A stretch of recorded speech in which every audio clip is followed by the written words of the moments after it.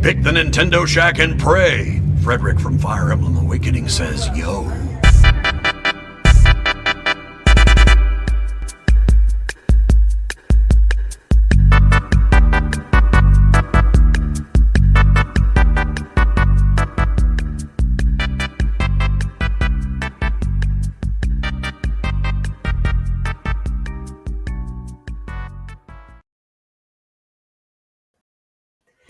Greetings, Koopalings! Welcome to this week's episode of the Nintendo Shack podcast. It's Sinnoh time. We've got lots of exciting stuff happening this week. We have Game Award nominees, we have demos, we have updates, we have Pokemon Brilliant Diamond and Shining Pearl releasing tomorrow. We've been playing some cool stuff. How are you doing, Garrett? How are you doing, Elaine? Excellent. Yeah, buddy, let's go. Let's go. I'm trying to go into the weekend with some hype. I feel like my Wednesday of this week, I was like so out of it, like the longest week. I was so done, yeah. The week before Thanksgiving, because I work in education, so we have a couple of days off next week, the day before Thanksgiving, and then Black Friday off, and I am just waiting for that. It makes this week feel so much longer, so I'm trying to go into this weekend with energy. One final push. I'm excited for Pokemon tomorrow. I'm excited for some of the things that are coming up. Before we get into what we've been up to and what we've been doing and all of the cool stuff that's been happening in the world of Nintendo this week, Garrett, why don't you thank our live on-air producers? Yeah, so thank you, Evan Callow, Chris M., Devin Tyus, HorseGirl69, Nice. Joe Wilson, Josh Barboni, Kyle Heyman, Nick Creature, Paul Calico, RJ Kern, Stephen Keller, Zach Adams, Trucker Sloth, and Michael Taylor. Thank you guys for your support. So much for your continued support. We were talking a little bit before the show that some of us haven't really been up to a whole lot. I have been playing some more Animal Crossing. Hey, that's something. Still am just so deep into that. I really haven't been doing much else as far as the Switch goes. I have played a little bit of that new Let's Build a Zoo indie on Steam, on PC. It's super cute. I'm really enjoying it. I haven't had a whole lot of time to deep dive into it yet. Because I have been just playing a lot of Animal Crossing, laying in bed, just here and there, pick it up every once in a while. So that's really all I've been up to. Did you make the hybrid animals? Did you have the black market yet? I wasn't able to yet. So you have to breed a lot of the animals and kind of get different genetic variations before you can do that. They did give me the option. There was a black market seller that came into my zoo to try to sell me a hybrid animal. Yeah. I couldn't afford it though at the time, so I wasn't able to buy one yet. But you don't know where that hybrid animal's been. You don't know what kind of garbage it's been eating. You're not sure of its credentials, whether it has good hips. You don't want to do this. It's new genes though, right? It's a new species, ready to go. Well, so this game is coming to Switch, so I do feel in good faith talking about this on this show. It will come to Switch eventually, which I probably will buy it again for Switch. Same. But, nice. Yeah. I did get a little bit of taste of that morality system. Every once in a while, a decision will pop up where you can decide to do something or not. There was one where it said a loose dog, you found a loose dog that had come into your zoo property or whatever. It has a collar, it has a name tag. You can either choose to track down the owner, spend some of your zoo resources and time and track down the owner, which gives you points for good morality. Or you can kind of spray paint its neck area, make it look like a wild lion or animal or something, and put it on display in your zoo. Make it into an exhibit, which would be evil morality points. Yeah, we've stolen his dog. Yeah, that's inhumane. But it's obviously I didn't do that. But they present kind of these bizarre choices for you that can lead you down the path of, well, this is not an ethical zoo.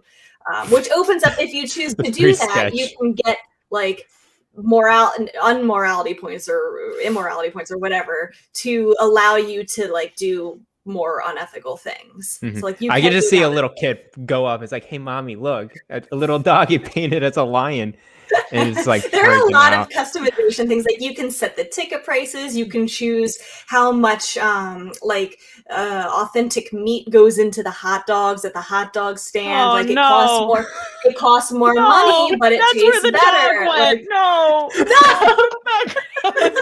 don't say that. But you know that's what they're implying.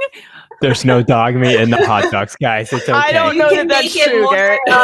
You can make it like, there's so many things that you can do with it. It's a pretty cool game for an indie studio. It looks like they're pretty successful with it. So I'll probably hop in here or there for it. But Animal Crossing still has my heart this week. Nice. I'm redoing a whole section of my island. I like that this is how you de-stress. I'm just redecorating the whole island. The whole island. I am. I tore down the neighborhood and I'm redoing it so it's nicer. That's how they got you. That's how they get you in. That's how they get you in. Addictive. My week to Elaine. My week has not been much better than yours. Like everything's been kind of crazy. So I've been doing like comfort food, which for me has been Forza Horizon 5. And I gave the controller to the girlfriend for this game because she was super interested. She just basically drove around smashing stuff. And she goes, because Donnie and I had this. Yeah, Donnie and I had this conversation. He was like, the part that he likes, because she had listened to that podcast where he was like, oh, the part that I like is driving around and hitting the boards. And she just out loud goes, I'm with you, Donnie. This is great. I was just like, oh, okay. I was like, the game looks so beautiful. I keep seeing footage of it. It's gorgeous. I think we're going to have to talk about this game again during our Game Awards segment. Yeah, yes, we will. I have thoughts. I have those thoughts every time one of these games comes around. But this is like the game for me when I don't know what else to do. I'm going to drive around and run into stuff and do donuts in your field. Sorry, y'all. So it's been mostly that. I did buy the zoo game, Let's Build a Zoo, and I installed it, but I haven't started it yet. Okay, that's fair. Life, but I am excited about that. So that was my week. What about you, Garret? I'm glad you're having fun with that. I am. Guys, Shin Megami Tensei 5. Yeah, we've been waiting to hear your thoughts about it. It's really good. It's really good for what it is, and that is a Shin Megami Tensei game. So I don't know if you guys, I explained a little bit this past show what Shin Megami Tensei is. Think of it as like the dark, weird cousin of Pokemon. Like it is a monster catching game, kind of. But the monsters are weirder and might make you slightly uncomfortable sometimes. That chariot, you know which chariot. I know which one you're talking about. So yes. Inappropriate. But instead of monsters, they're called demons in this one. Basically, the story of this game, and almost every single Shin Megami Tensei game, you're just living a normal life, and then you touch someone's hand, everything gets messed up, you go into a time loop, and demons have taken over Japan, and there's been a battle between the angels and the demons, and the story, everything just wild. goes How do you crazy. Keep track of it all? I don't know. I don't really pay attention much. I just go through what they tell me to go through, and I'm good. Okay, so it's very much akin to the previous Shin Megami Tensei games, which I like. This is what I want off of these games. I don't want it to be more popularized like Persona. I don't want it to be easier than Pokemon, like Pokemon. I want it to be what it is, and they gave me that. But even better than the Shin Megami Tensei 4. So I'm glad it's kind of just progressing off of that. It's great animations, just reimaginings of all these demons. They're actually the same monsters as the Persona monsters. Yeah. So the Shin Megami monsters. Yes, the Shin Megami Tensei. Exactly. And so the formula of Shin Megami Tensei is that it's you kind of, if you want to catch a demon or make it towards your side, you got to talk to them. And I think I said that last time as well. And it's weird talking to them because sometimes you have to put the most unexpected answer to kind of persuade them to be on your side. And so they'll give you a bunch of scenarios to like ask about and like, what do you think about this? And then you can try to say something that makes sense, but they're going to be like, why would you say something like that? Why are you being too like weak or too strong or something like that? It depends on the personality of the demon. So yeah, but once it's on your side, that's pretty good. Then it could be in your party and go on throughout the game. It is like Pokemon where it's turn-based. And so you have your party. Normally it's a max of 4. It's yourself, the main character, who is actually now you're kind of a humanoid / angel spiritual. I don't know. These two beings kind of like merged together, and now they're this beautiful man person, and it looks So it's really like cool. Digimon. It's kind of like Digimon too. I hate all of this. It's so much. It's so somewhere in the yes. mixture. But yes. It's just, Anyways, turn-based, it's yourself and your three demons kind of facing off against the enemy. And so basically you go through each turn and you'll have elements that they'll be weak to the monster or strong or block them. So like, let's say an ice move, you attack them. The demon, once you figure out the demon's weaknesses and strengths, it'll be registered. So you'll kind of know from then on, but you have to figure that out once you see the demon for the first time. And so there could be a block, there could be a reflect where it'll hit back at you, or it could be weak. Yeah, I hate that too. And when you hit a crit or a weak, then you get an extra turn on your party. So that's pretty good. And so you can follow up with these big chain combos if you want to. But if you miss or a block, that eliminates a turn. And so it can actually get boiled down to like the final ending where if you miss two turns and you're out, and then it's the enemy's turn to to destroy you. Yep. Oh my goodness. Yep, it's hard. These games are unforgiving. The Persona games are unforgiving too in this way. And if your main feel like character, I would be willing to try it if it weren't for that level of difficulty. it can be challenging, and it's a lot of systems. Garrett, is this the same? Or if the MC goes down, you wipe. You're done. Yeah, you're done. Over. If the main character is dead, you're done. And the thing with that, there's no autosave to this. So there were some people that started this game or 2 hours in, did not save, died, and had to restart the whole game. That's like old school level of That's the way the Persona games were too, where it's like, good luck, sucker. And they can be hard as well. Like Shin Megami Tensei, just in general, Persona falls under that umbrella. They're unforgiving. They don't care about your feelings. Unfortunately. So that's how it is. I would say it's a little easier than Shin Megami Tensei 4 in a sense that you can when you're traversing the world or whatever, it's kind of like really easy to escape from monsters. Whereas in Shin Megami Tensei 4, it's like there's no chance of you escaping. You got to face that demon that's going towards you. So you can easily run away from monsters that are kind of like approaching you, which I really like. It feels like I have a little bit more freedom of like going to different places or whatever.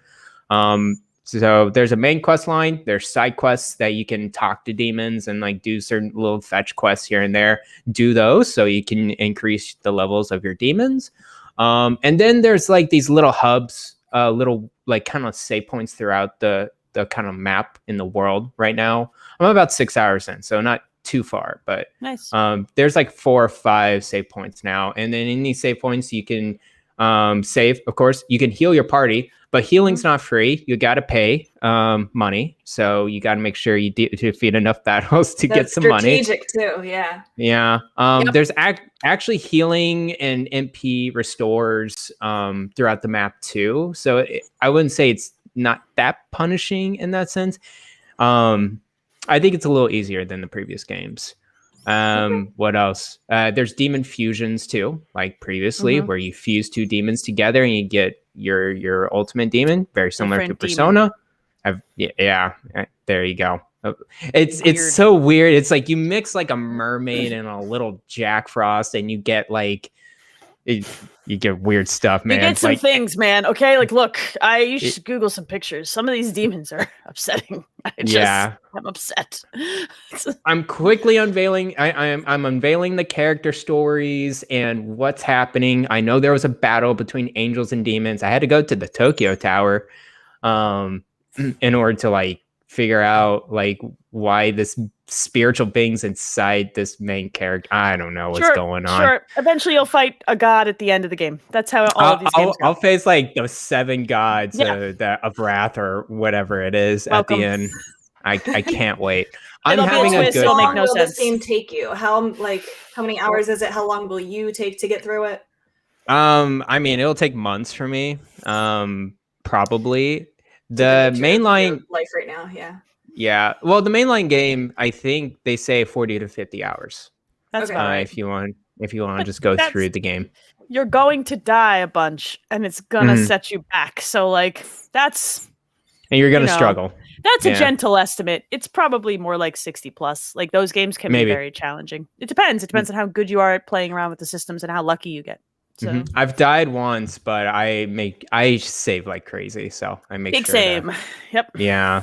There I defeated the first major boss of this game, and that was next to near impossible. I was like down to my like last main character and my demon. I was like, revival bead, revive. Okay, heal myself. Yeah. Okay, one magic. Okay, he's Just like hold killing on me. a little longer. Yes. Yeah, just holding by a thread, single thread.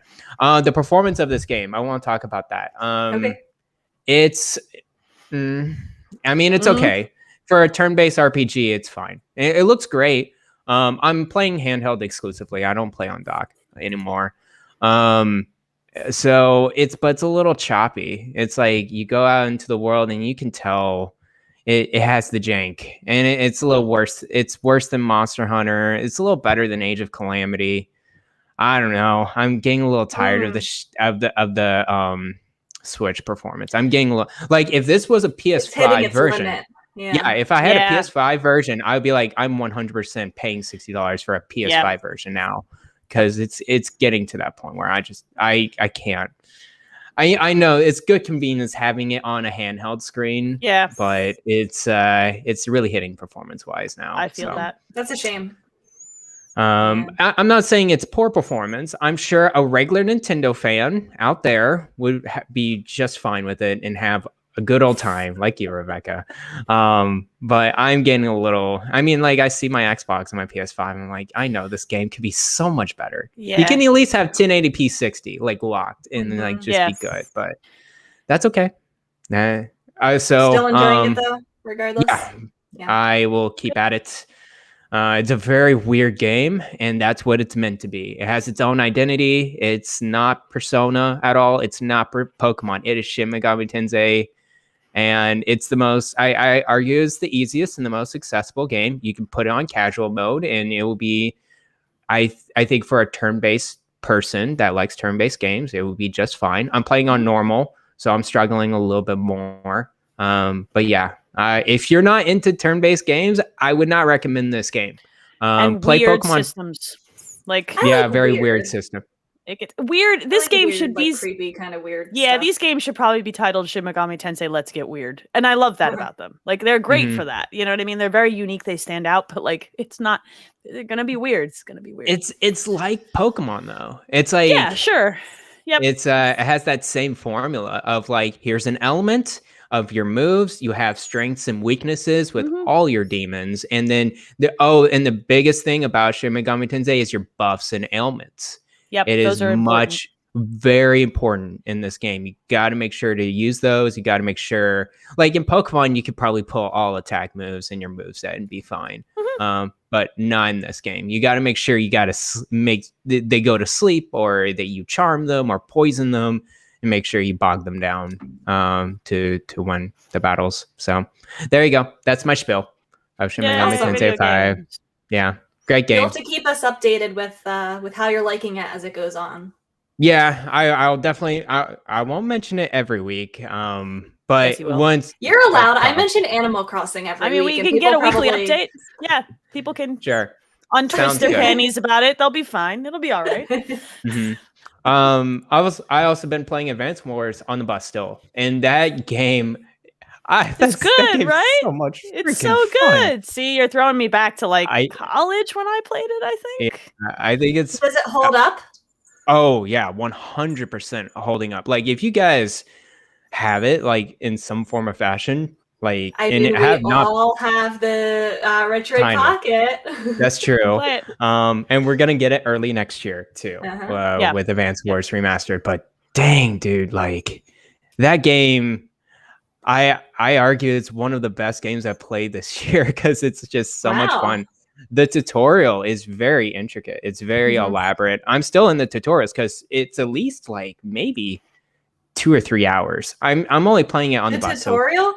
Yeah, the tutorial is like there's like 15 missions or something like that. Just teaching you all the different units, like ground units, air units, and tanks and boats, and like And the tutorial is very nice about it. It's like, hey, make sure you understand this unit. Okay, to refer back to this unit information, press this button and make sure to press this button every time. There's a lot of things to consider in that game, and I'm still trying to figure out. Pretty complex for GBA era. It was. Yeah. It was before its time, one would argue. Yeah, definitely. It's so simple. It's a tile pixelated game, but there's so much systems involved. It's amazing. So good. Love that. Yeah. Last thing, I accepted a job. Yay! We're proud of you. Congratulations. Yay! So I will be graduating soon, hopefully in January. I'm writing my thesis like crazy right now. That's why I'm not like 20 hours into Shin Megami Tensei right now. And then I will move out to San Francisco in February. And nice. There we go. Stuff. Mm-hmm. Very happy for you. Mm-hmm. It's gonna be a big transition in life. Oh, yeah. I come from Texas, went to Pennsylvania for a few years, and now heading straight to the West Coast. So going all around. This is what you wanted. This is what you've been talking about and working towards, and it's finally happening. That's awesome. That's so awesome. So, very Love happy. it. Big congrats. Mm-hmm. Thank you. Well, all right, let's get into this week in Nintendo. We're starting off our news segment with the Game Awards nominees came out. They've been announced earlier this week, and the representation for Nintendo, the big one here, is Metroid Dread is up for Game of the Year. Mm-hmm. It's one of the 6 nominees. Metroid Dread is also up for Best Action Adventure Game. And as always, several Nintendo games are up for Best Family Game. The sequel to Breath of the Wild is up for Most Anticipated Game. I really hope that they give this game a title pretty soon, because I'm getting kind of tired of calling it the sequel to Breath of the Wild. I just want to find out a title for I agree. I was kind of hoping that would happen at this event, but I'm not going to hold my breath. Well, yeah. So the show takes place on December 9th at 8 p.m. Eastern. There will likely be game announcements. Usually Nintendo brings something to the table. Shin Megami Tensei 5 and Monster Hunter Rise are also up for Best RPG Game. Yeah. So what are you guys thinking? Are you voting for Metroid Dread, first of all? No, Game of the Year. What are the 6? What are the 6 on the list? Oh man, I should have had it. It's not. I mean, I think at the very least, Metroid Dread deserves its spot in Best Action Adventure. It deserves its spot in Game of the Year as well, and I think it's kind of rad to see a game from a franchise that people often write off or leave forgotten in this category. Like that says a lot about how hard this game hit. This is a 2D game. Yes. 2021 making a top Metroid 6 game. games. A Metroid game. That's a huge deal. So here are the 6 games that are up for Game of the Year. Deathloop, which I totally forgot was this year, by the way. Very good. It Takes Two.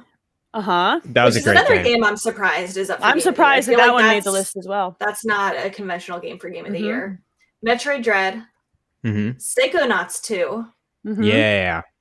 Ratchet and Clank Rift Apart. And Resident Evil Village. Wow, Village made the list too. I liked Village a lot. Of these games, I would probably pick Dread personally. Of that, I would pick. I voted for Metroid Dread. You already voted. Oh, okay. I did. The only game that would probably come close for me personally would probably be Psychonauts 2, and I haven't finished it. I'll choose Psychonauts 2 over it just because I think I just like personally, I like what they did in that game a little bit more. And Metroid Dread's not like my biggest cup of tea. It was really good for what it is, and I really enjoyed it. But I definitely agree with you guys. Metroid Dread deserves its spot in Game of the Year. I think it's really great to talk and good on Mercury Steam, just having this type of game out. They're not, the biggest studio ever or anything like that, but having this game out is like, that's a really huge accolade just to be a spot. And they nailed it. Like they took something storied and complex and something that, like people really love. Like people who love Metroid, 2D Metroid, love Metroid. They will fight you if you mess it up. And I love 2D Metroid. I still haven't finished Dread. I know that people in the chat are asking that question. That is my Thanksgiving long weekend project. I had a bunch of life stuff in the last couple of months that has finally, it's done. As of yesterday, I can reset and go back. So I'm going to finish that game. And it's I think that game is a love letter to the franchise of Metroid. And I'm really, really enthused to see it on this list. I'm really surprised to see, I'm really, really surprised to see Village make this list. Yeah, I remember Resident there was a Evil. lot Me of too. controversy around that game. I feel like some people really loved it, but that it didn't really live up to the franchise. I don't even think. The problem that I had with Village for me personally is that Resident Evil 7 was perfect. Like I really loved 7 because it was back to, so it felt like survival horror. It felt scary again. And Village kind of felt more like 4. It brought it back to being an action game. And that's great. But I wanted more of what 7 dished. Right. So I think that was the only reason that and a lot of people were like, it was very hit or miss with fans. Some people loved it because it was an action game, and some people wanted more 7, wanted more spooky. Right. Mm-hmm. But I mean, like, and we have a question related to this. There are some games not on this list that surprised me, and it's kind of a bummer. It surprised me too. Yeah. But I'm going to say this before we get into this conversation. This is not. We have this conversation every year. Like, this is not like some sort of like you have to be on this list to have a good game. You don't. It's nonsense. It's not a big deal type of thing. This show. Like, we all want to see our favorite game win, of course. And you're right. It's marketing. It's if you look at the Game Awards instead of whose game wins is the best as a celebration of really rad video games that have come out this year, you will come out of the experience happier than if you're like, my game didn't make it and I'm pissed. You know what I mean? Yeah. So I just want to put that there so everybody remembers. It's a popularity contest, and it's also timing too. Yes. So gotta mix. There's a reason why you almost always, I'm not going to say always, but almost always, all of the nominees for at least Game of the Year are from AAA studios. Oh, sure. You don't really see too many of those. Like last year, we had Hades on the list, which was a huge deal. But you don't normally see that kind of thing. And there's a cutoff for these games. Like the nominees have been voted and done before games. Like Halo is still not out. You know what I mean? Forza Horizon 5 was barely out, and the nominees were already kind of locked. Like this happens every year. The November and December games kind of get forgotten. That's true. So don't get your panties in a twist over it. Just the show is fun to watch, regardless of these stupid things. That's true. Well, we all know we watch it for the announcements. That's why I watch it. Nintendo will bring anything to the table, because last year they usually have like something Smash. Like the first year it was Joker, then it was Sephiroth. They did the Breath of the Wild DLC and released it, like they shadow dropped it that night. Just in the past couple of years, some of the things that they've done. What do you think they'll bring this year? I don't know I don't know. I want them to bring Breath of the Wild 2 in whatever form and fashion it's at, because I feel like we're overdue to see some more, get a date or something. That would be cool. But I don't know if they'll do it. I wonder if they'll just hold that for their own thing. I will be a little bit worried for Breath of the Wild releasing next year if they don't have it at the show. I agree with you. I don't disagree with that. Yeah, I'm with you. I think they kind of need to show it. This is a big Hallmark event. It's become a to-do, like a big thing. It's the right time. If they've got something, they should show it. So yeah, I'm not 100% on board with them. I think showing something, like, it's 50-50 for me. Nintendo's always 50-50 for me. With their announcements, and you know what, they don't even have to do something during the show, but like drop something on their Twitter. I mean, or a YouTube video or whatever. I don't. That's still pretty good in my book. So I want to say that It Takes Two is a fantastic co-op game. It's one of my favorites. And that I feel like that would be a great Switch game if it was able to run on that. It's for that audience, I think. I think it's pretty cool that it got a nomination. I agree. I'm surprised. That one surprised me. And really kind of Metroid making this list this year. Yeah, that surprised me too. There have been a lot of video games this year. Let's be very serious. And for a 2D Metroid game in 2021 to make top 6 is bananas. For sure. Considering the number of people leading up to its release were saying, it shouldn't be a $60 game because it's 2D, like it's so archaic. Look at God of War now. Look at Metroid.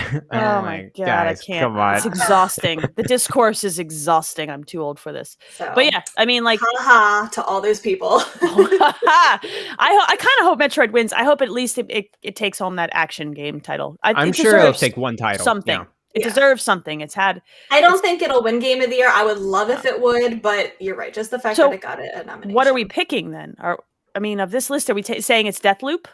Is that what happens? Well, I don't know about look at this Deathloop. List. Look at these. It lost a lot of buzz, with Deathloop because it came out really nice, and then now I hear it's just like, oh, there's one complaint here and there about it.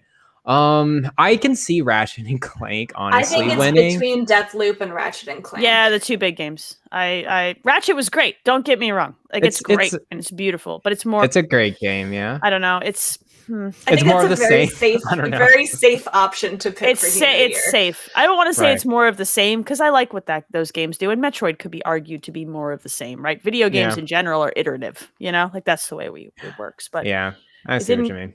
It didn't really grab a hold of me like I wanted it to, but this is a me thing, so we'll see. You can vote now. G-Man wants to know if a game for the Game Awards wasn't nominated, but you wanted it to. What would have been that game, or what would that game have been, and why do you like it so much? I will say my piece. Forza Horizon 5 for me always disappoints me that racing games and sports games kind of never make the list, so to speak. Yeah. And I always feel like the Horizon series stands out and it's special because it gives you that like open world game vibe in a driving game, which is unique and feels unlike kind of anything else that's in that genre. So for me, it's one of my favorite experiences of the year, and I'm a little sad, but I never expected to make the list. So not only did it not make Game of the Year list, but I find it a little weird some of the categories that they smushed together. Mm-hmm. So the fact that they put sports games and racing games together in one category makes no sense to me. They put simulation and strategy games in That's one the weirdest one too. That one's really weird. You're comparing Age of Empires and Microsoft Flight Simulator. I'm like, it doesn't what are make you guys sense. doing? Like, it's because they feel there aren't enough games in those individual categories to fill a list. But the problem is, then just give it top 3. You know what I mean? Like instead of smushing categories together and like robbing things out of the list, like that just sucks. Like we can do. There's also not a whole lot of, I think, definition in what some of these categories are, because I'm a little bit confused why Cyberpunk 2077 is up for best role-playing game. I wasn't aware that it was a role-playing game. It's an RPG. I think it is an RPG. It's a Western style RPG. It's not a Japanese style RPG. So it's like in the Skyrim realm. It is a Western RPG. It's like Deus Ex. Yeah. That's the best kind of comparison. But you're right. The comparison of Cyberpunk and these JRPGs, it's very hard. It's hard because Cyberpunk isn't done yet. So why is that on this list? Like, and I can't believe Cyberpunk's on there, but not like Neo: The World Ends with You, not Bravely Default 2, not Monster Hunter Stories 2, which I think it's more of an RPG than Monster Hunter Rise, arguably. Agree. Yeah, I just don't. I'm confused why Call of Duty is considered an esport. I didn't know it was an esport. I'm sure it has an esports component. It is because of the battle royale mode that's essentially in it now. Well, it's also competitive. And the competitive stuff too. So Call of Duty is a multiplayer game. Of course, it'll have an esports component to it. I don't know. Like just the best family game category always makes me laugh because It Takes Two I know is co-op. I don't know if I would call it a family game. That's not a family game. More of a hardcore gamer family. If you want to hate your family, you can play that game with them. Like you. Isn't it about divorce? It is about divorce. Yeah, it kind of is. Going through it. Sometimes your family needs to process things. Okay, new Pokemon Snap is a single player game with no multiplayer modes. I don't know why that's considered a family game. Is it because it's family friendly? It's Pokemon. I think that's what they intend by that title. There's a lot of muddledness in these categories, and I feel like I want to like the Game Awards a lot more than I actually do. I feel like it's becoming a huge mainstream type of event where there's literally millions of people who are tuning into this. Didn't they say last year more people tuned into this than like the Emmys or something like that? Like it's becoming a more mainstream thing. Something like that. And I just feel like it needs to get more of an identity if it's getting this big. I'm of two minds. I'm okay with it transitioning into a mainstream space because video games have transitioned into mainstream space, right? But I think that for people like us, it has to come with an expectation that these game categories don't matter, and we're in it for something different than seeing who gets nominated. Because also, none of these awards matter. What do we get? Something we really it's all nonsense, right? We buy into the marketing nonsense, and then we get attached to it. Well, it's the same reason why people get all hyped up about the Emmys and the Oscars. And I've always they mean nothing, but we still want to root for the ones that we love. Sure, but you could argue that the Emmys for the actual people involved, that's like a resume building situation. I don't know how I feel. I don't know if that translates for these game producers to win I think one of it these kind of categories. does It, a little it bit to put it in the like, let's say an Yeah. indie studio of some that kind. matters. That would Yeah. matter. Mhm. Yes. But I don't know, well, I don't know how much it really does matter, but I think that from our They point can of put view, it on the box art of their. but does anyone do that anymore? I don't know. Does anyone do that? I mean, anymore? they don't do it on their box art, but they do like flash out like, Yeah. an accolades type of trailers, picture or whatever. Yeah. Yeah. I'm here for the announcements though. I'm here for the Yes. hype. I'm here for the orchestra or band or whatever. I think they're cool. And see what Jeff Keighley and The Kojima orchestra does last next. year was so good. It was good. Mhm. The way that I view this is like this is the Super Bowl, right? Yeah. I'm not It here is, yeah. for the main event. I'm here for everything else that comes with it. I could care less about the game. I just don't care. Oh man, Especially- we should make some food, some good Game Awards food. That's the way to handle this, right? Yeah. Like treat it like you're Yeah. at the Super Bowl for the commercials. If you don't like football or if it's not your team, and then like enjoy the ride. And That's the best community way. building, I think. Yeah, and then, seeing like, everybody get excited. It's like talk- E3. Talk a bunch of nonsense on Twitter. Yeah, it's like E3 without the financial stakes and the crazy press conferences and the stretch over multiple days. Just like get some sandwiches and have a good time. Oh yeah. Sounds good. For my personal game of the year, I knew this had no chance of getting a game of the year nomination from the Game Awards, but my personal game of the year is most likely Life is Strange True Colors. Yeah. Oh, cool. That did get nominated for a couple things. I know the voice actor for Alex cool. got Yeah. her best actress or whatever that category is. Mhm. Games Voice for actor, yeah. Impact. Yeah, Games for Impact. It's nominated for. I think that might be it. But My I love that personal favorite game, I possibly of the year, but I still haven't like gotten too deep into it. Eastward is where it's good at, game. and it Yeah. got snubbed at the end. I did feel it like not get anything? it did not get an I don't indie think it got spot, anything. and I wish it did. It should have gotten like best art style or whatever that category is. It sort of like speaks to the flood of games. Like inevitably, that too. Yeah. there's so many games that inevitably something you loved is going to get quote forgotten. Do you know what I mean? So that's like it's hard. It stinks, but it's just Yeah. the reality. Yep. Elaine, is All that right. a Fallout jacket in the back of your chair? Is that On the back the blue? right here? Yeah. This is that a looks- Legend of Zelda robe. Oh, with I a thought hood. that was It does have Fallout. Fallout colors. It does, but I like to romp around. I'll see if while you guys keep talking, if I can get the logo Ooh. here. Check that Oh, out. that's nice. Oh. Yeah. My daughter keeps that's- stealing it. Yeah, So you kept it on that freaking chair. Very kids. All right, moving on from Game Awards chat.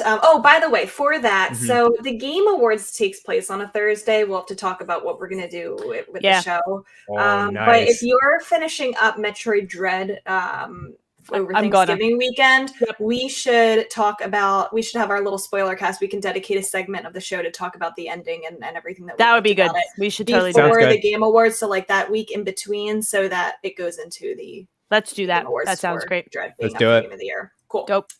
So now, no pressure. But No there's pressure a lot at of all. pressure now. I'm excited. I'm finally like Good, taking good, a good, deep good. breath and letting go of some bad juju and let's go. So like yes, absolutely. Love it. All right. Nintendo put out a demo for Big Brain Academy, which the full game releases on December 3rd. You can download it now, try out a selection of the activities before the full game's release. Cool. I I think totally that's cool. forgot.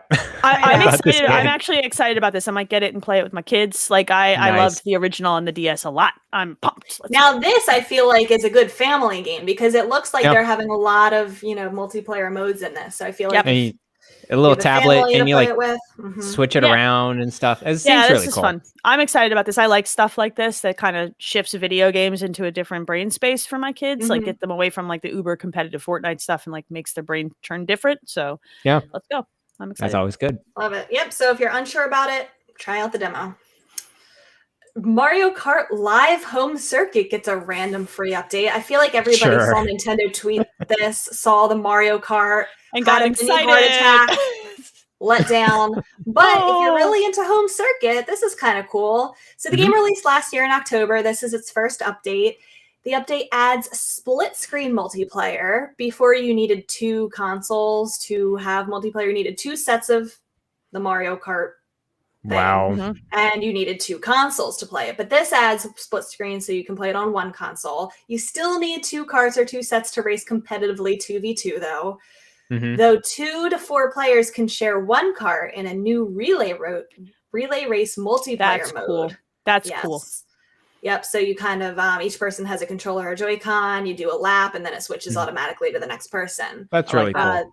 Yep. The update also adds the Luigi Cup with 3 new tracks. So if you have this already, you're sitting around, set it up again. Check out the new co-op stuff. Good for siblings. Good for friends. This won't motivate me to set it up again, but Well, just in for the holidays, having this Yeah. update, that's pretty handy for Nintendo to have.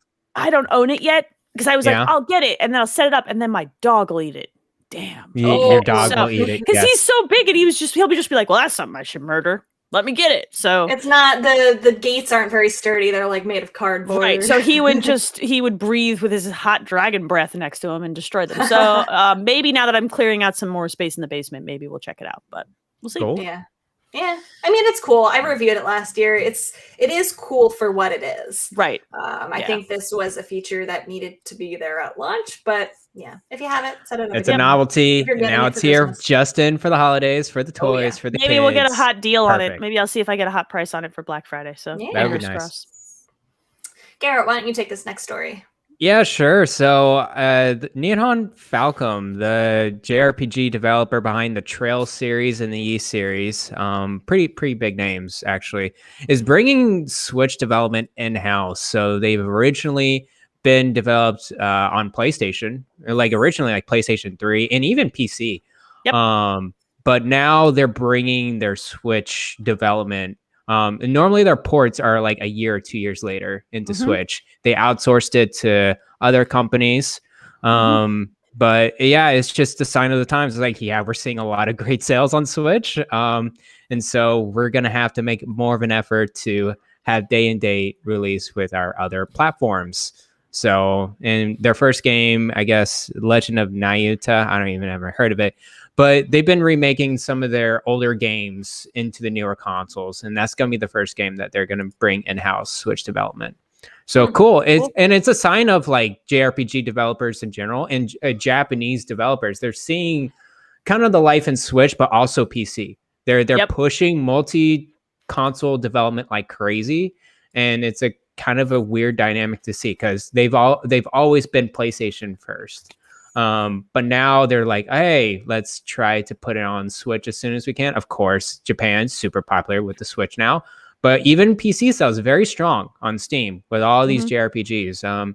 Now you see like a lot of these games on Steam, and they're reaping the benefits off of it, and it's super cool to see. Yep, Awesome. Big fan. There you go. Shin Megami Tensei 5 also sells 143,000 at retail in its first week compared to the other games. Shin Megami Tensei 4 Apocalypse was at 96,000. 3 was at 185,000, so just under that. And 4, wait, is that 2 different games? Yeah, so there's 4 and 4 Apocalypse. Yeah, Those there are were 2 two different games. releases. Yep. Yeah. Gotcha. Okay, so it's just under those, but above 4 Apocalypse. Yep. Okay. Sorry, I was like reading all of this acronyms. So many Which is which? numbers. So okay. So then you say, assuming around 40% of sales are digital in Japan, should be expected to push around 240,000. Yeah. First week. Yeah. That's pretty good. It did well. Yeah. Bottom it did line, pretty it did well in Japan at retail. It did slightly weaker at retail, but now everyone's buying digital. Like a lot of people are buying digital, so it should be higher in terms of performance. Right. Glad to see so that. good on them. Yeah, I feel like the marketing push for this one was, at least in the West, I feel like I was seeing it everywhere leading up to. It was a They little went more. in pretty hard. Yeah. They went in pretty hard, and I'm glad for that because they need to. You kind of need to these days with games that are weird. So Yeah. That's true. Today in gaming, we have a lot of anniversaries today. The big one is that GameCube turns 20 years old in North America. the obvious joke here is that it's older than both of you. It's a joke. I know that you guys are barely older than the GameCube. Barely Meanwhile, I older. was 18 Funny when the though, GameCube came. that doesn't feel real. Before we get to 20 some of years the old, questions geez. about this, Skyward Sword turns 10 years old this week. Mhm. Okay. The Wii U turns 9 years old. God's a Never little forget. child now. I have The a child Game Boy- who's 9 years old. So just to put that out there, Oh and my I have a gosh. child who's 11 years old, so I'm just throwing that out there, y'all. Like, just The Game Boy Color also turns 23 in North America today. All of like these that. anniversaries are today, by the way. that's nuts. We had a lot Nuts. of people asking about the Yeah. GameCube. I think this was a popular console for a lot of Mhm. people growing up. Cool. Soundscape wanted to know a few things. First, he says, what was your hype level going into GameCube's release? Oh, I had no I- idea. Well, you two were barely crawling. I don't know how old you were. You were Wasn't children. Barely Children! breathing, yes. I know. I was in college, so it was low because the PS2 was such a hyped thing, right? So Yeah. the lunchbox console was like not as cool, and it was like, why is it purple? You know, like so. The hype was like, I wanted to play more Mario Kart. I was a Nintendo kid. So I was actually pretty pumped about the GameCube, but that was not a popular opinion in college age kids at the time of its release. Mhm. So I also don't really remember specifically the hype leading up to it. I know I didn't get it right away because I think Me I was too. still Yeah. I was like a few years kind of offset because I started with the Super Nintendo, but then the N64 was kind of already coming out by that time. So I got the N64 a couple years later, and then I think I got the GameCube a few years later. So I remember it's always the Zelda games that we got it for. So I would imagine all of my hype was about Wind Waker. sure. I love at the Wind time. Waker. So we probably saw advertisements for, probably saw it in Toys R Us, was like, okay, we got to get the new system. We got to get the new Zelda game. Soundscape wants to know, what was our initial reaction to unboxing and starting up the system for the first time? I have a picture. You have a picture. Oh, you do. I have a Yes. picture. You have a Aaron, can you picture. put that up there? If you're able to put that up there. She was pumped, y'all. Look at I that. Up with ended the up logo. getting the GameCube for Christmas. It was one of the coolest Christmases because I got it alongside Wind Waker and the Zelda collection, the only kind of collector's edition that they ever did. With Ocarina of Time, Majora's Mask, Zelda 1, Zelda 2, and Wind Waker demo. I feel like I've probably showed this picture on Shack before. I remember doing this at some point, but I always bring up this picture of me on Christmas. I was so excited. So I bet you were very ecstatic. While I don't totally remember the lead up to the GameCube's release, I totally remember this Christmas. It was like the Zelda Christmas where I was getting some of my favorite games in one package, the brand new Wind Waker Zelda game. I do remember playing Wind Waker on Christmas. Cool. I remember opening the system in my dorm room and going, why does it have a handle? Why? And I was upset. I was like, this thing looks stupid. And then I booted it up, and the GameCube makes a very distinct startup sound with the and the doop. And it's infectious. And I was instantly joyous when that system booted up the first time and that logo loop came on. And it's still to this day one of my favorite boot up screens of almost any console. I love it so much. So much. And then I was all in. I was like, this is a Nintendo ass system.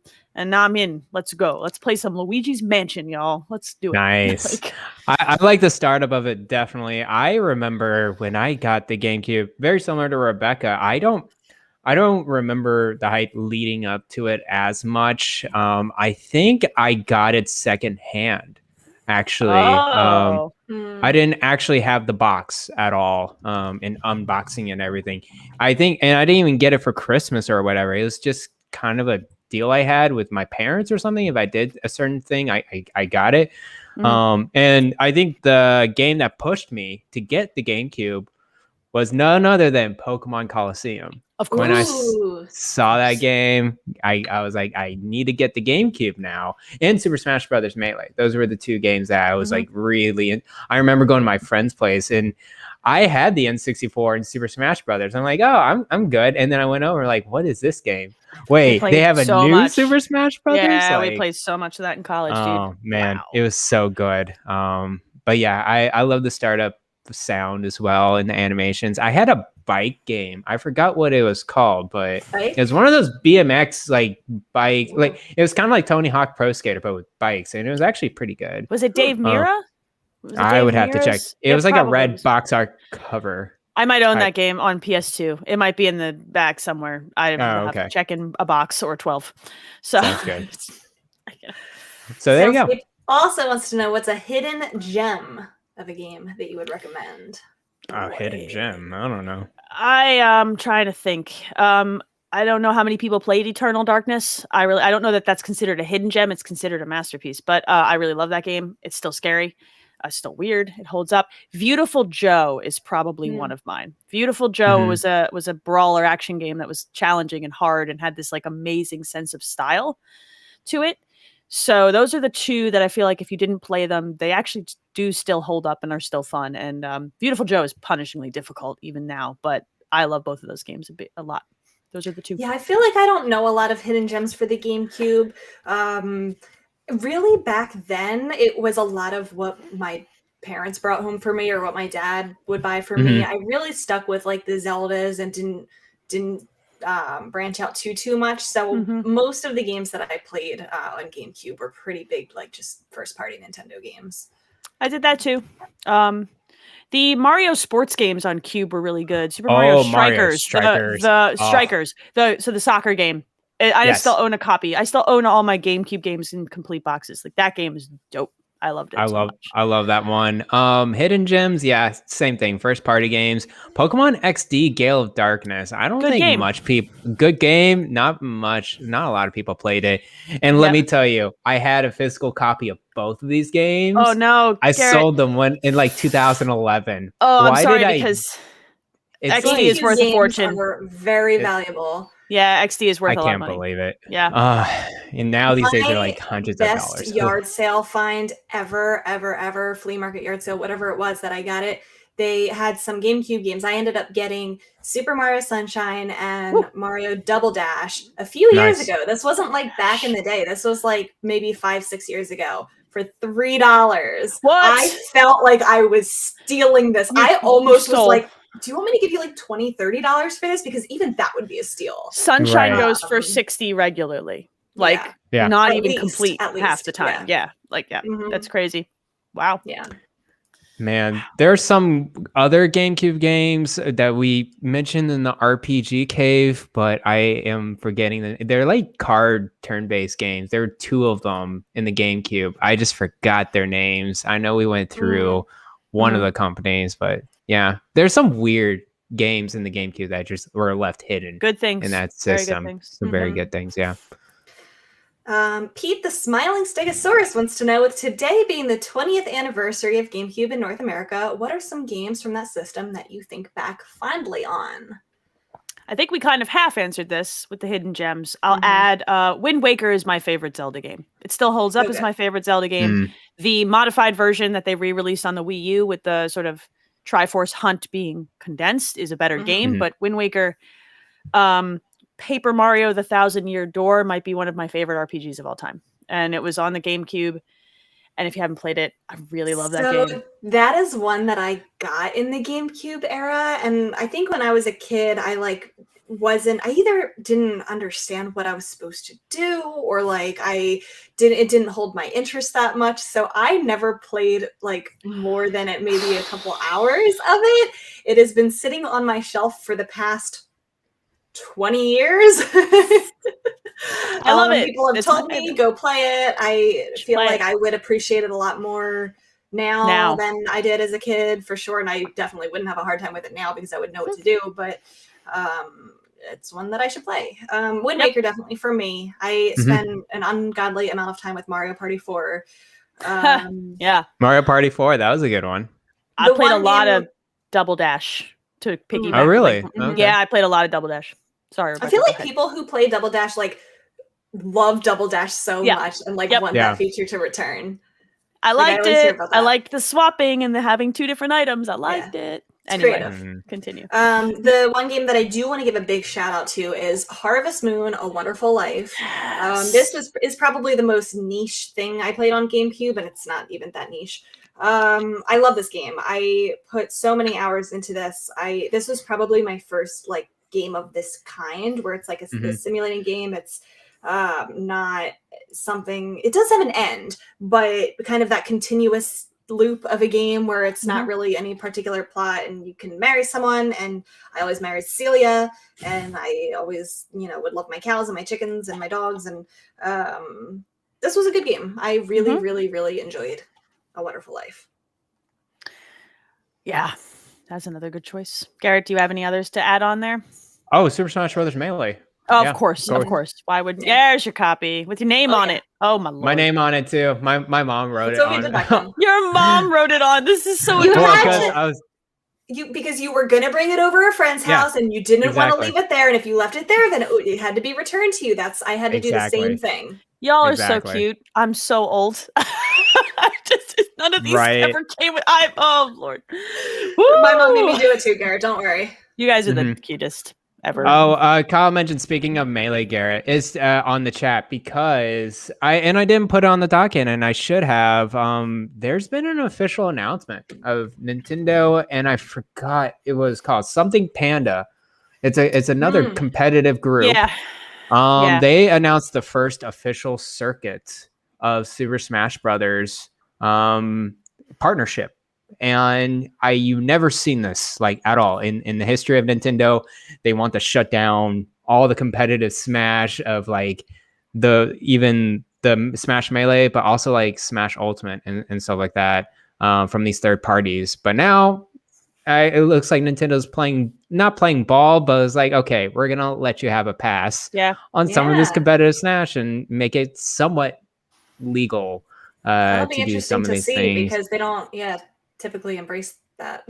Yep. I think it's a big turnaround for Nintendo because you often see them kind of denying or just like not recognizing its existence, but it's actually a huge part of Super Smash Brother DNA.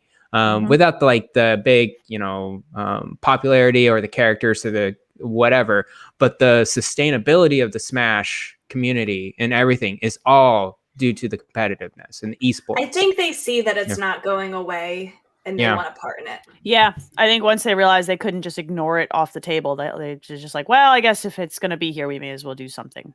Something.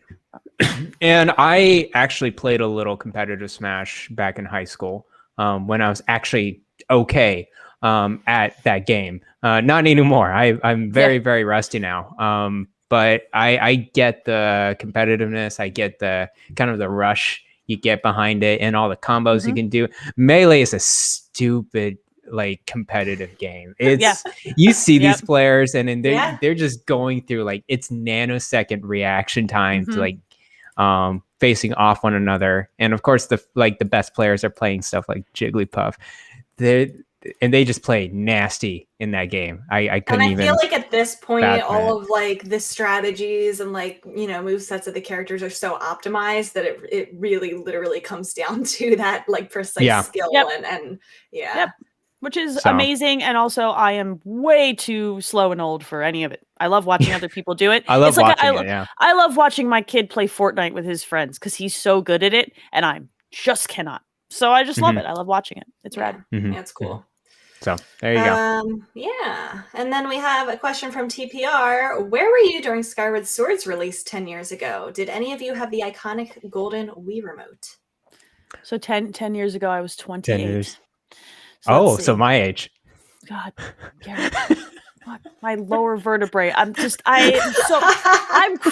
to dust before you. I kind of like this. We should have a segment every week. This week in Nintendo, and just have Elaine is just over here like, well, that was I was in grad school. No, I had a child. I'm gonna throw I have the golden Wii remote. I own it. And to go one step further, I own its matching nunchuck, which you had to get from my Nintendo, and I got very lucky to score one. They are still in perfect condition. I still use them sometimes. And I didn't love Skyward Sword at release. I'd like to give it another chance now when I get around to it after Metroid, but that was the Wiimote called to me. It's so pretty and gold and ridiculous. So, boy, 10 years ago. So my first child would have been born, but not my second yet. So it was between kids. Maybe that's why I hated that game. The intro was too long, and I was like, I have a baby. I don't have time for you. That's probably it is a long intro. It is. It was a long intro. Well, Garrett, we were seniors in high school. Yes, seniors in high school. I was playing Skyrim instead of Legend of Oh. Zelda Skyward I Sword. played Skyrim. I played a lot of Yeah, Skyrim. that's fair. That's fair. And what Yeah. contrast of a game, Skyrim being the big open world. Everybody was Mhm. that was a big release at the time. Yeah. And then Skyward Sword, which is very not open world. Right. I actually didn't get this game. I can't recall why. I just didn't care for Zelda, I guess, as much, or the 3D Zeldas as much. Oh, okay. I didn't get into them at all. So I was playing other This- Wii games. This game got a lot of 10 out of 10s at release, if you remember. A It was- lot. This- like more than yeah. it probably should have.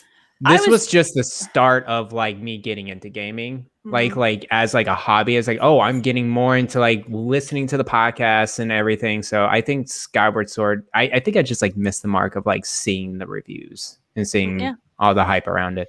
Well, for me, we always get the Zelda games, as soon as they come out. It's kind of what drives me and my dad to with these consoles and whatnot. We already had a Wii, of course, because this came out a few years into the Wii's life.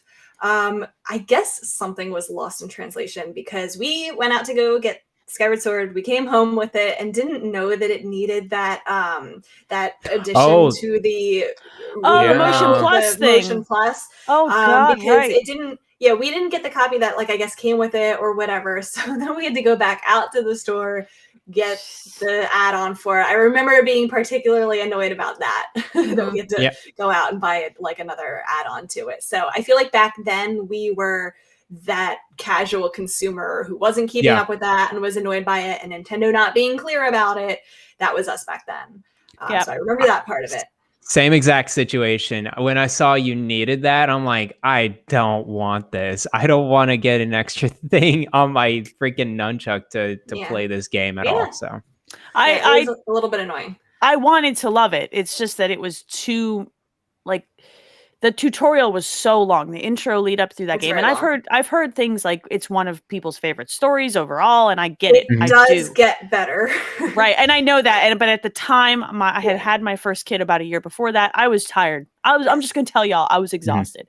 I was just not in for it. I own the Switch version. I'm going to play it. I promise. It's the only Zelda I've never finished. If you can get past the first 2 dungeons, 10 hours. I know that's asking a lot. That's 10 to 20 hours of time, probably, right? Yeah. The game does have faults, but it has a lot. I think we talked about this when the remake came out. It does have a lot of faults, but it also has some of my favorite things in the series. People have said that. I've heard that. I heard that today in Target purchasing a gift for one of my kids for Christmas because I bought the Joy-Con for one of my kids. And my daughter. And the dude was like, this is my favorite Zelda. I love the story of it so much. And I'm like, okay, well, I guess I should probably play this finally. He was probably 20 and I feel so old, but it's fine. They're talking in chat about Twilight Princess having a very long intro as well. I almost feel like that one's worse, to be honest. I can't remember. I had so much more free time when Twilight Princess came out that it's hard for me to compare just a life position situation. I was less patient. So I love Twilight Princess. It's one of my favorites. I also have that one on Wii, and I guess I didn't get into it too much, and that's why Skyward Sword wasn't on the top of my list or radar too. I think that was true for a lot of people. Yep, definitely. I do not have the iconic golden Wii remote. I wish I did. It's so sexy. Looks great. So sexy, man. I think my roommate had it in college. I remember him bringing it over. I'm like, you're such a Nintendo nerd. And then wow, you made fun of him now, Garrett. Now you're all like, I wish I had it. Actually, he's listening to this podcast right now. Hey, hi. Just don't take his crap. Oh, send he loves him a Skyward text. Sword. He should send you a text message with a picture of that Wiimote if he still has it. I would. I'd troll you. I'm gonna bring it just for show and tell on the next episode. That's what I'm gonna do. Sounds good. So. Pokemon Brilliant Diamond and Shining Pearl released tomorrow. The reviews came out this week. It's sitting at a nice 77 on Metacritic, 78 on Metacritic. Some common themes in the reviews. They are faithful remakes, for better or for worse. I mean, for some people, that's a great thing. For some people, maybe they expected a little bit more. There are good quality of life improvements. The reviews say it doesn't really go far beyond that. There's not really a whole lot of platinum content. The quality of life stuff includes you don't need to teach HMs to your Pokemon because Cool. there's an app for that now, so that's kind of cool. Mhm. It's Pokemon. the Diamond and Pearl that you remember. Cool. So if Excellent. you like that, excellent. If you wanted Yeah. something a little bit more, a little bit different, maybe just dig out your original. Yeah. I mean, yeah, perfectly reasonable. Yeah. Andrew wants to know, what do you think will perform better in sales? Brilliant Diamond, Shining Pearl, or Legends Arceus? Do you think they'll perform the same?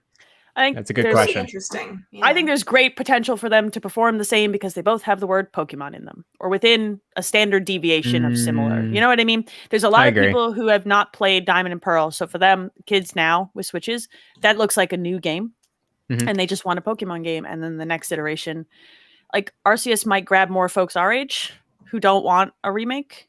But I feel like if you're into Pokemon, you're just going to buy everything with Pokemon, on it, right? I think that Legends will sell more for a few reasons. I think that remakes typically, and correct me if this is wrong, I think the remakes typically don't sell as well as a new entry.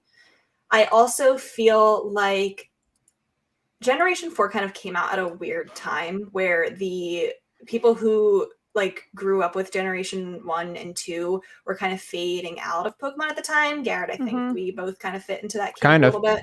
Yeah. Where I didn't get Diamond and Pearl when they first released. So I feel like there is a little bit like less nostalgia for a lot of people as far as this game goes. I feel like it maybe is the like unloved child of the series. I don't mean that in a bad way. I know a lot of people loved Diamond and Pearl, but I don't feel like it has kind of that, like it's more of a niche type of Pokemon game. It's fair. It's fair. I think Brilliant Diamond Shining Pearl will sell a little bit more initially. Now it'll depend on how great Legends Arceus actually is. We don't know. I honestly, it could be a 5 out of 10. It could be a 9 out of 10. I don't know what this game is going to be like. Just because this is a mainline Pokemon game that's coming out during the holidays, it has excellent potential. And I think it's good for kids too. Like it's a great chibi look. It has a great design to it. It doesn't matter if it's like 4th gen or not. It's just going to be a new Pokemon game to a little kid that's going to love it on Christmas morning. But Legends Arceus is coming out in a weird time. That's true too. I definitely think Christmas is going to give it's going to get a boost. It's going to be 2 months after the Brilliant Diamond Shining Pearl. I don't think a lot of parents are going to buy 2 Pokemon games in succession like that. Maybe for our birthday, maybe. Speak for yourself. Keep the kids busy getting the pocket monsters. I don't understand. Oh, you go play Fortnite, okay? I have to learn how to quote crank 90s or whatever the kids say now before I'm allowed to do that. These kids say weird stuff now. I can't. I understand you now. These but anyways, kids. It'll really depend on how well Legends Arceus does receptively. I think that's a really good question because it's so hard to say. This is kind of the first time, and it is worth noting that Legends Arceus is a mainline game, like you said, Garrett. It's not a spinoff, right? So I'm wondering what kind of marketing they'll do for this. I wonder, really, it's experimental. It's totally, there's not really any precedent to this, so it's tough to say. Okay, Donnie wants to know, which starter should I choose to play with until I can trade it for my Cubone? Should Pokemon allow players to pick their first basic Pokemon versus choosing from the standard 3 selections? So we've got between Turtwig, Chimchar, and Piplup this time. It's always the fire starter. It's Chimchar. This twisted fire starter. Like, come on. Like, I always pick the fire starter. If you want a fire type, pick Chimchar because Chimchar's Sinnoh rad. does not have a lot of fire types. Yeah.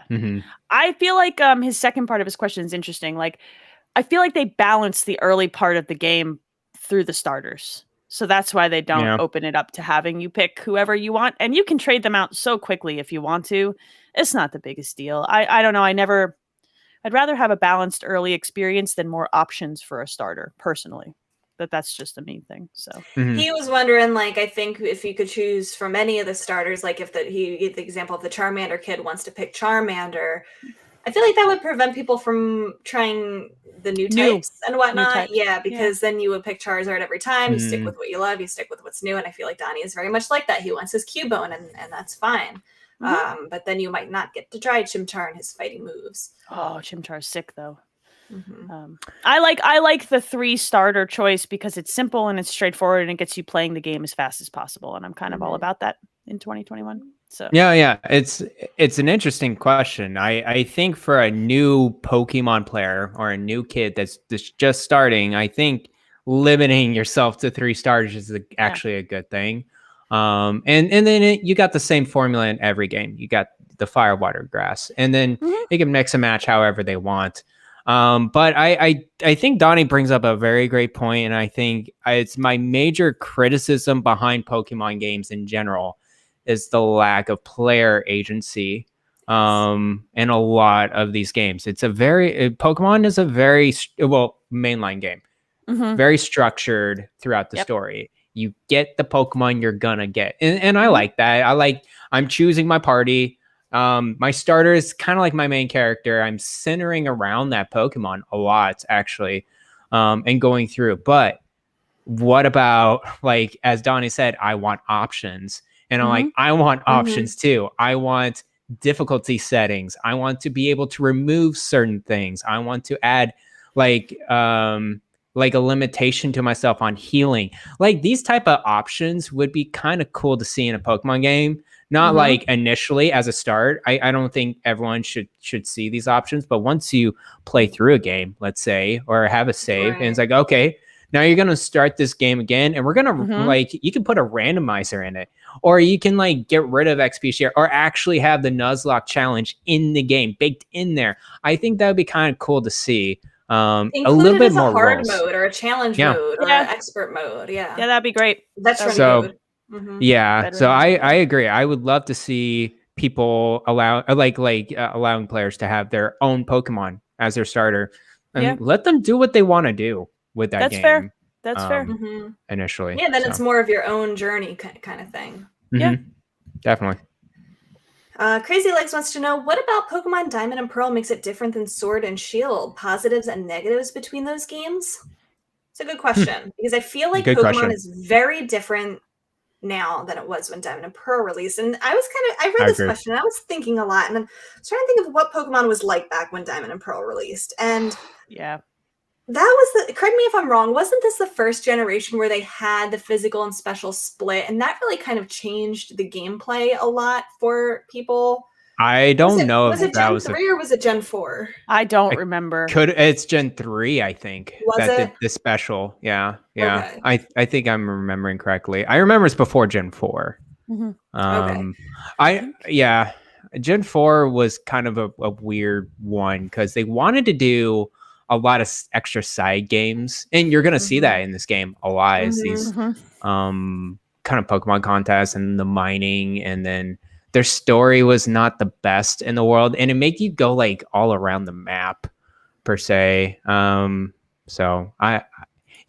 the specials I think they were before then implemented. They didn't do too much with the Pokemon themselves. They made new Pokemon, but they did not implemented like new, like not a lot of new moves, same types. They didn't really reinvent. They are saying in chat, they're saying Gen 4 is the physical special split. Really? Oh, I guess I kind of wasn't sure if that was right or not, but I couldn't remember. Man, my mind say I'm very sorry about that. Gen 4 is a little bit slower paced, I think, than most other generations.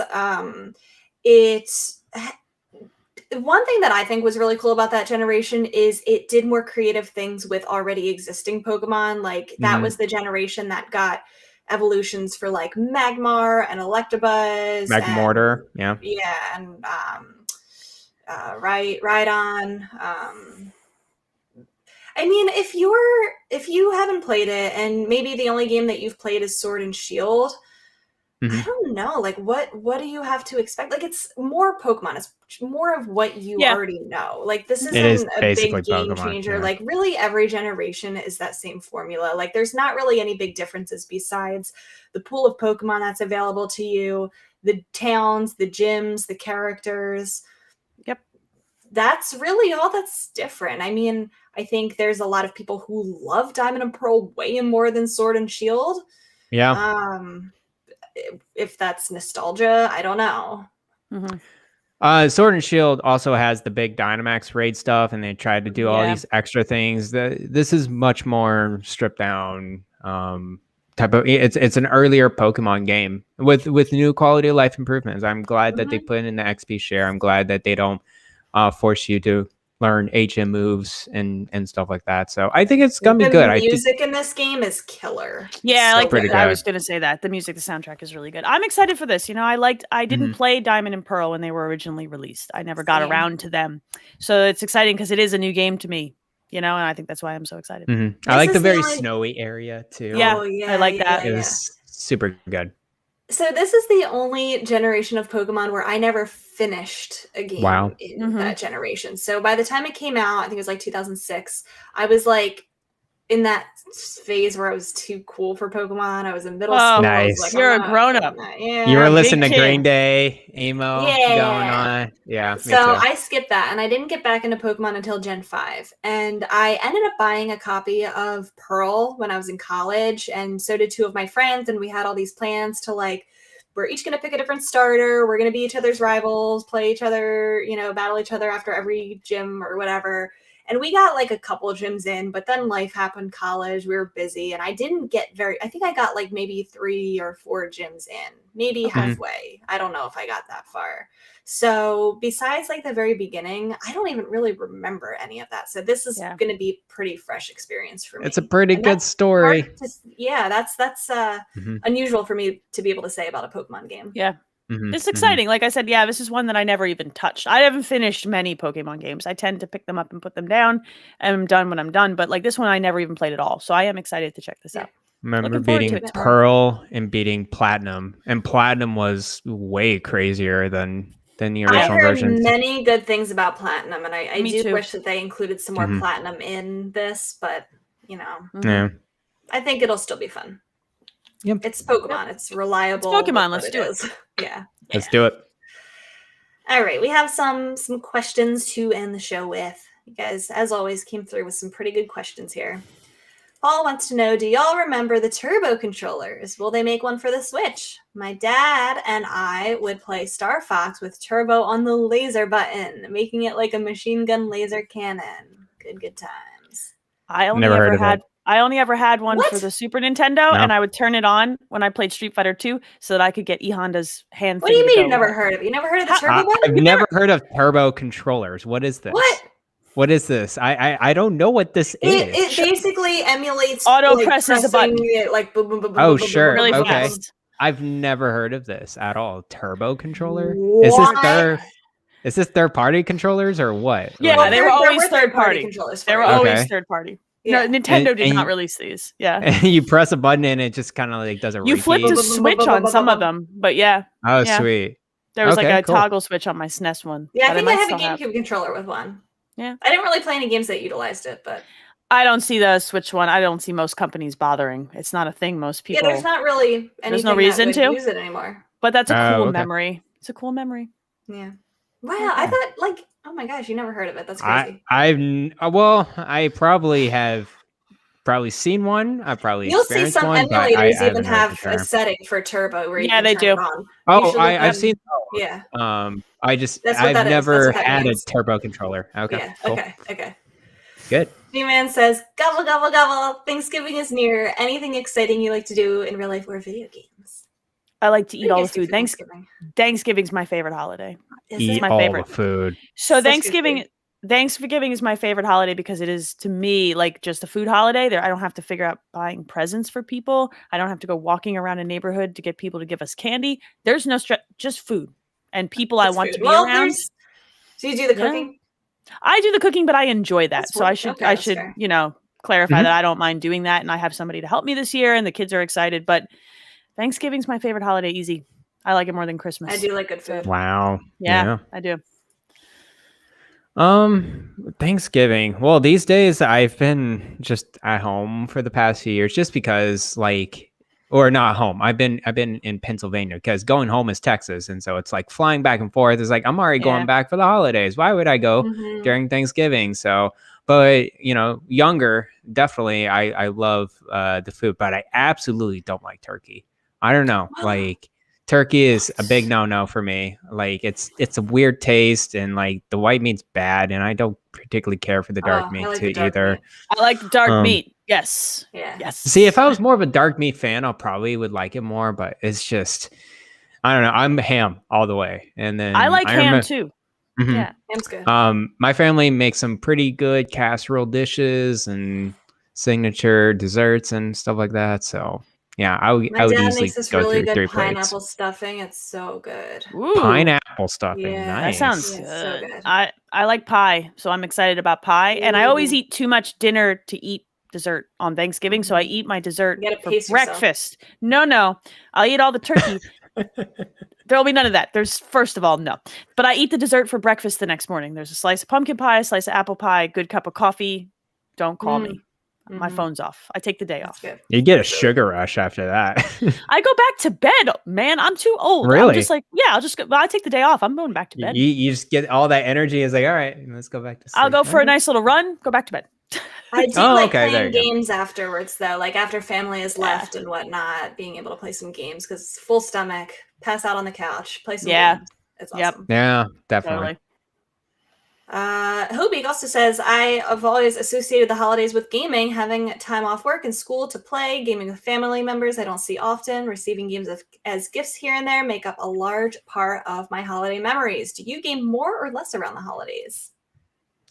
Probably generally gaming around more during the holidays, just because I have free time, and Mhm. and as Hobie1K says, it's like more. I feel like I have more association, especially Christmas, because I'm thinking about. I'm strategizing, because I'm like, okay, what is my parents are gonna give me? What is my grandma gonna give me? What's my aunt gonna? Okay, I got to make sure I separate my gaming lists all around, and that's what you think every year, You're right? So good. Yeah, So no, good. it's diabolical plan. But yeah, I know I played a lot more games around the Yeah, holidays. I think I do too. Just I time do off too. of work, time off of school. Yeah. That's what it is. I always take at least a week off around Christmas. So I do get more time to play games, even though Christmas is hectic. I get at least a couple late nights where I don't have to rush to bed because I have to work the next day. Like I play more games. That's when I catch up on stuff I really want to play before the game of the year discourse starts boiling things. That's usually when that's when I do it. Yep. Kyle the Pug says, if you had to pick one Pokemon to be your best friend forever, who would you pick and how would they motivate you to do well in life? I gotta pick my Ninetales. I love Vulpix and Ninetales. That's my best friend. I need an emotional support Pokemon that will help me succeed in life. That's Pikachu. That's Pikachu. He's always in your corner. Come on. Pikachu is pretty give me a good Vulpix. I like Litten because that's a lit kitten, and I just enjoy saying that. Litten's good. Right? Litten's Litten's good. good, yeah. That's a fire kitten. Come on. Yeah. I would probably pick Pikachu though. He's cool. And Pikachu's the best. He's just like has his own attitude and he Yeah, he does doesn't what he get- wants. He dresses up like I identify with him. I don't like your rules. I'm not getting in your stupid ball. Okay? Mhm. Carry me. I am the queen. I personally identify with Pikachu. I also give good hugs. He looks like he does too. That's I would where we're definitely love an Eevee though. It's like at. They're so cute. most closely related to a dog, and it's just so adorable. Dog fox. So cute. Dog fox. Very, very cute. Yes. Dog cat fox. Love it. Nancy wants to know what's worse, Nintendo Switch Online N64, the Mario Collection, or GTA Trilogy on Switch. Probably the GTA trilogy. I think the GTA trilogy. on Switch because it tanked my Fantasy Critic League. I was in the running. I almost could have won between Garret and Yarden, and I lost like 12 points because this game was crap. So we're gonna do a lot, huge Rockstar. recap of the Fantasy League at the end of this, and we're gonna go through all the places. And for anyone all who doesn't know, we have been in a Fantasy Critic League where we pick games. We're in a league where we pick games that we think are going to review well, and there's a winner at the end, and it's going to be Garret. It's not going to be, Jeez, yeah. I don't know. My last game still is not out yet. That could tank. That could flop me, but I don't think so. It hurts. Mm-hmm. Man, how do you screw up that badly when you have three of the greatest games of all time? It looks like it's bad everywhere too. They just did not. It's got that cash grab feel, and I hate it. I'm upset. I hope that they fix it. Okay, let's You're rank right. these best to worst. I think Mario Collection is the best out of those, which is I agree. pretty sad. Yeah. I agree, but that's sad. And then I would But go they're the working. NSO. Then 64 online. Yeah, then GTA. Then GTA. GTA is way down. It's bad. Like by what I I've heard seen, it's like it's not bad. good. Yeah. It's It's not good. All right, and then don't Sleepy touch it. Gamer wants to know, what is your indie game of the year that you discovered on the Switch? Eastward. Hmm. That I That played on Switch. I wanted to say very Death's good. Door here, which is going to hit on Switch before I think the end of the year, but I did not discover it on Switch. So I know. I feel like the Eastward. indie games that I played this year were not on Switch, and I don't know if it's fair to say I discovered Deltarune Chapter 2 on Switch. But You that's discovered that on probably- Twitter. That's the best. That's the best indie game that I played on Switch this year. Yeah. I think mine would be Eastward. I think that one was special, and I played it on Switch and heard about it through the Switch stuff. So I definitely Eastward, but also I think one I discovered this year, Dicey Dungeons, out on Game Pass now. But you play on Switch. It's meant It's great to be on on that Switch. handheld. Oh my gosh, you can play like I've been watching TV and playing it on my one hand touch screen, and it's just so good. Dicey Dungeons is an exceptional roguelike. Like it's special and unique. Play it. It's cheap. It's the most simple. It's game very simple. too. It's easy to understand, and it's fun. That game is great. Also, great soundtrack in that game. Very great soundtrack. Yeah, super great. Play it. I played some Garden Story. I didn't really get too far into that. I played it on a plane trip home. I should play a little bit more of that. That was pretty cute. That's on my list to check out too. Yeah. I just want to, but I want to. Every time I pick up my Switch and think indie games, I'm like, I could reinstall Stardew Valley, and then everything is ruined forever. So. Yep. There you go. Yeah. Oh boy. Well, that's gonna do it. A good hour and a half. We always seem to make it right around that. But are you guys both picking up Pokemon this week? Oh yeah, of course. Yeah, okay. Of course. I'm going to Bed Bath & Beyond to look for house things, and then swinging down to the Best Buy and being like, "Give me that double pack. I'm gonna give one to my daughter. I'm gonna take the other one. We're gonna play Pokemon." I just got news that I'm going to be reviewing it for Twinfinite. We didn't get an early copy, but we are getting a launch copy. So that is definitely how I'll be spending my weekend. Rad. I'm looking forward to it. All right, that's going to do it. We will catch you guys next week. Thanks for listening as always, and we will see you next time. Good night, Kublings. Bye, y'all. Bye-bye.